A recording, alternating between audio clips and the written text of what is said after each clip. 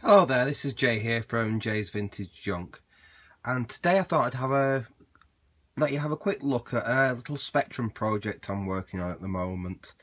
Now, there is going to be another video I've done on refurbishing the keyboard for this particular project, which is this thing here. It's a Pt1 Spectrum case, and this keyboard was knackered, and I've gone through refurbishing this. I've done a video on it, but I'm having some issues uploading it at the moment because I actually did it on a proper video camera rather than on my phone, and when I tried to transfer it over onto the computer, I've had problems and I've lost a big chunk of it. So I'm trying to edit that back together at the moment, and I'll put that online as soon as where I show how to dismantle these keys and get them working again, because when I dug this back out of the attic after many years, half the keys didn't work on it anymore. Anyway, that's not the subject of this video. That is what I'm doing down here. Now, that's a pretty standard 48K Spectrum issue 2 motherboard. It was fairly standard until I started hacking at it, to be honest. And what I'm doing to it is I'm going to build a IDE. Well, basically it's an IDE interface. It's not actually for IDE hard drives though. It's for compact flash cards. So you'll be able to use a compact flash card in this 48K Spectrum as a storage device, basically like a hard disk. And I know you can get like div IDEs and things like that, but for me, this hobby, it's not just about playing the old computer games. It's about building my own hardware and hacking about with the hardware. So rather than buying off the shelf thing, which are great if you're not into messing about with stuff like I am messing about with these things, I thought I'd go another approach and build my own. Now, I found some circuits on the line. This is what I'm working off at the moment, and it's a really simple circuit to connect a compact flash card up to the edge connector on the back of the Spectrum. And I've really just started today. What I've got done so far is I've modified the Spectrum's motherboard. Basically, I've removed the old ROM, which is here. Let me just show you that there. Oops, that's the wrong way around. That is the Spectrum's old ROM, which is just a standard ROM. And what I've done is I've replaced that there with an EEPROM burnt with the software to run this compact flash card reader interface I'm building. Now, this is freely downloadable on the internet. It's not something I've done myself. I'm working on someone else's plans. You have to modify the Spectrum's motherboard slightly to be able to reuse an EEPROM to replace the standard ROM. I won't go into that because there's plenty of people on the YouTube and on the web actually documenting how to do that. It's not particularly hard. It involves swapping a few lines over on the chip and messing about. You can't see it under there because it's under the heatsink, but making a little, I think it's a NAND gate or an OR gate, to take two lines off that chip because there's only one line on the actual motherboard to run it, and it connects the two together and puts them through a couple of diodes down here. And basically that's how this works. Like I say, I won't go into that because you can Google replacing Spectrum ROM with an EEPROM, and there's quite a lot of information about it. So that's what I've done there. Also, as a added bonus to that, it's a bit like the Gosh Wonderful ROM for the Spectrum, as in it gives you full key commands rather than the silly one key press per command thing that the 48K Spectrum was famous for. So it gets away with that, and with the new keyboard it'll make this a much nicer Spectrum to actually work with. Anyway, so that's what I've done so far on the motherboard, and I've done the standard mod on the modulator and bypassed that so I can just get composite video straight out of it. That's fairly standard for any Spectrum nowadays. That just means I can use it with my basic test monitor I have here. And what I started on today was to start building the interface. Now, I'm using this stuff. It's strip board. Let me just get a piece to show you that I've not worked on yet. It's just copper clad strip board. You can see there's strips all up the back of it. it's perforated with holes.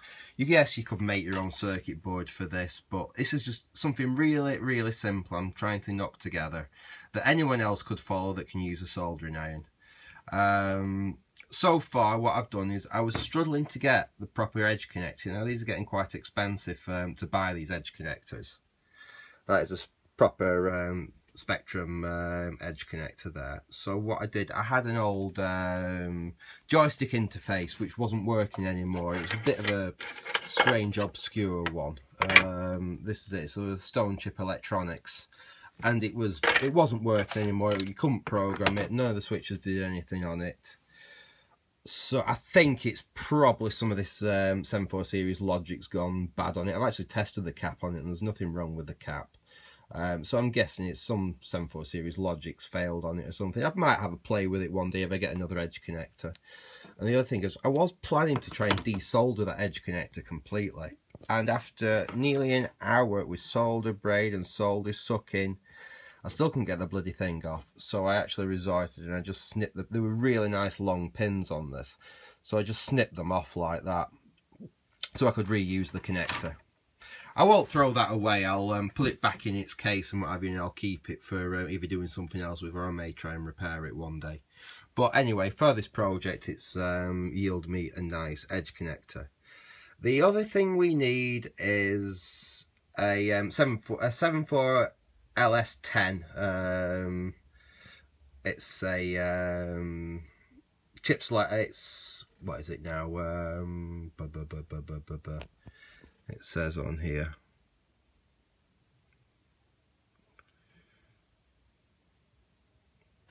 It's an IC anyway. I'll say that much, mate. It's a logic gate. It's a 74 series logic gate. It's 3 logic gates in one, I think. And I was rummaging about in all my bits and I've got one. That was quite useful. There we go. So DM74 LS10N. I don't know if the N matters or not, but it's the right part, I think. I'll give it a go. I've got a tester, actually, little test 74 series logic, so I'll just test it to make sure it does work before I actually use it. So I've got that ready, and that, obviously I don't want to be soldering to the board because you can damage the chips like that, and if it fails or anything, it's a pain to replace. So I've fitted a little IC socket for that. I've still got to wire most of this up. All I've done so far is I've wired up the 5-volt line and the ground line off the Spectrum motherboard and connected a little LED so I at least can see the circuits powered up. I'll just show you that now. In fact, I'll just power this up so you can see it working so far. You can see on the screen, it doesn't come up with a normal Sinclair logo.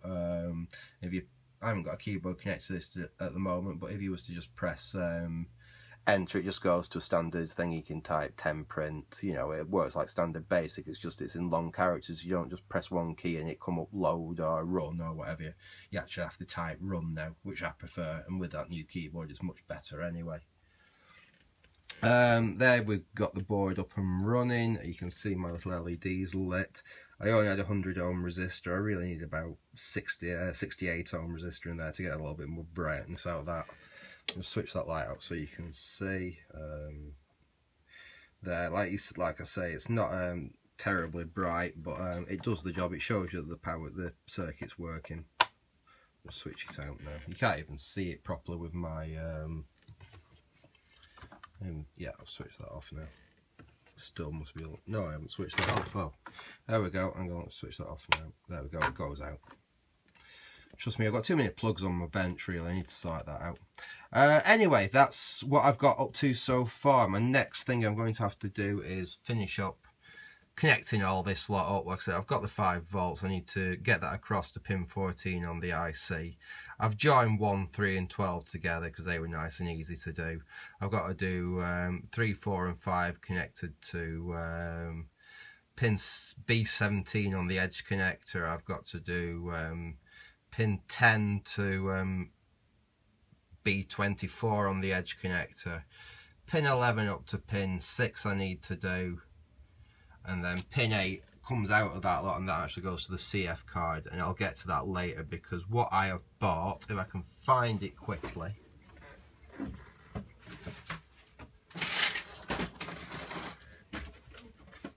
Yes, there it is. Sorry about that, people. What I have bought is that. Rather than having to try and solder, let me just get it out of the packet. There's nothing static sensitive on this really. There we go. Rather than having to solder, let me get something to point with. There we go. My favourite. Bit of solder.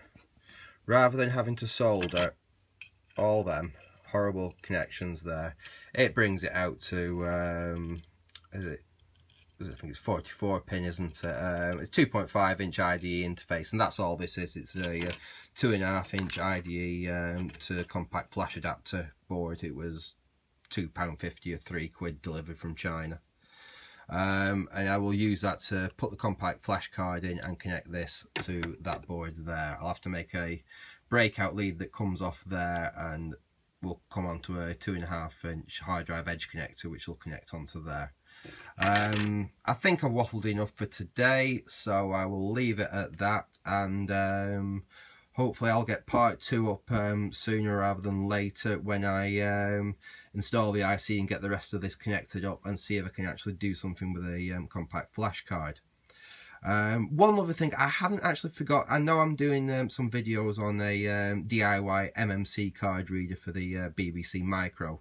Similar kind of thing to this, a DIY version of like the Go MMC that you can buy for the BBC Micro, but this is just made out of matrix board and bits and bats, and then an MMC card. I am still on with that project. I've hit a little bit of a snag because the BBC Master that I've been quite generously given isn't quite as well as I first anticipated it was. It has got some serious issues inside. I'll keep losing clock signal on it, and it's obviously not very well. So until I can get that sorted, that project's a little bit on hold at the moment, but I hope you'll bear with me on that one and enjoy what I'm doing with this little 48K ZX Spectrum.